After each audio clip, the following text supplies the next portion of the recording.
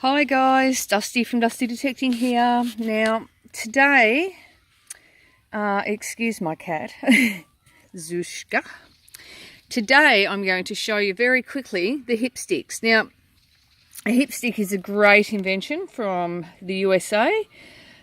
Chris Porter, who has a brilliant mind for this sort of thing, came up with the hip stick. And what happens is, this piece here clips onto your belt, and then up the top here you clip that piece to your detecting harness and your bungee from your detector onto there, and it transfers the weight from the detector down to your hip so you don't feel it on your shoulders. Now that's the basic idea of it. Okay, so this is my original hip stick. I've had it for about 8 or 9 years now, so I've had it a long time. I used a piece of bicycle tube here to hold the hip stick in place because I broke the original piece of cord. Now, and as you can see, it is so worn, the ball on the end of the hip stick, that it's just about popping through.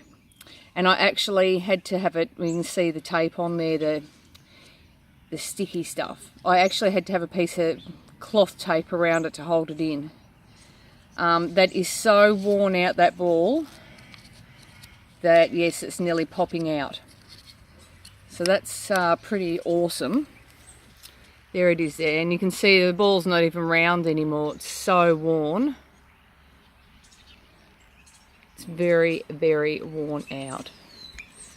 So once again, it'd go into the ball on my hip and stick through that much. So that's pretty worn out. So anyway, I was online one night and I was telling Chris about this and telling him, you know, how brilliant it is. And he sent me the new custom carbon fibre hip stick. Now isn't that gorgeous? Look at that carbon fibre. Now also, not only is the shaft carbon fibre, but the ball on it, now that's how the ball should sit. See that? The ball should not sit through there. Whereas my old one, the ball pops out of there. So there's the difference. There's the difference there. Yeah, it's pretty worn out, isn't it? So anyway, with the new carbon fibre one, he's got a new ball design. Now, I can't remember what he said the ball was made of. So any information wanted on this, you can ask him yourself. He has a website called detectoraid.com, and it's a self-lubricating ball. So now the idea of this is, you will see the ball's worn out on that one, but the socket hasn't. Oh, it's worn a little bit, but not much. This one is made with a self-lubricating ball. So the socket should wear out before the ball does, because the socket's easier to replace, the ball is not. So yeah, it's absolutely, here we go, there's the ball. Self-lubricating on the hip stick. And if I get the ball off this one here and hold them side by side, yes, you can see the one I had is very worn out. That's quite funny.